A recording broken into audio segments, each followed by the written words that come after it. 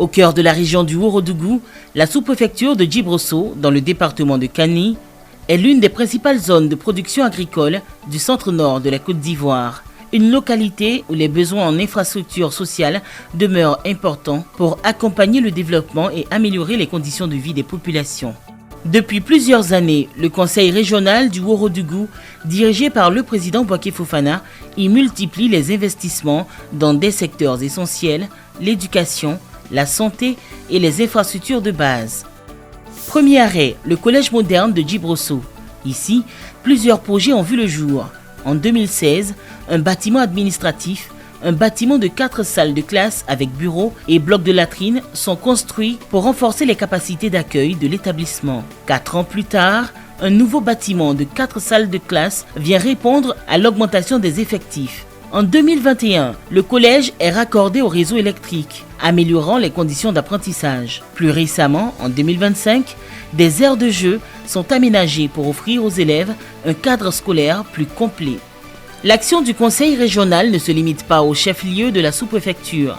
Dans plusieurs villages, des écoles primaires ont été réhabilitées ou construites. C'est le cas des écoles de Métro, Moyako, Madji et Borobadougou où des bâtiments de 3 salles de classe chacun ont été remis en état. À Souasso, Moriété-Dougou et Séguédjan, de nouveaux bâtiments comprenant 3 salles de classe chacun, des bureaux et, selon les sites, des blocs de latrines ont été réalisés afin d'améliorer les conditions d'enseignement des élèves et de travail des enseignants. L'amélioration des conditions de vie passe également par un meilleur accès aux soins.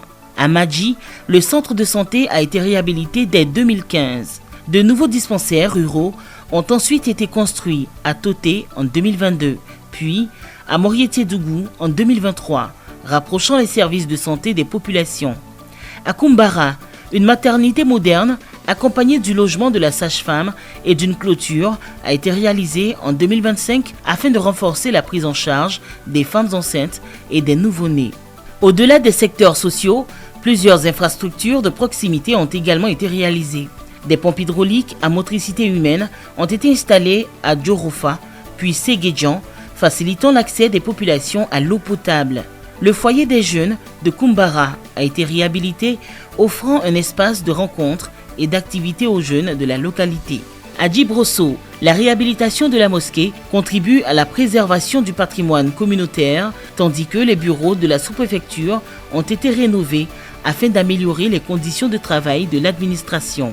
Dans le même temps, la construction de la brigade de gendarmerie est actuellement en cours. Une infrastructure attendue qui devrait renforcer la sécurité des personnes et des biens dans cette partie du Ourodougou.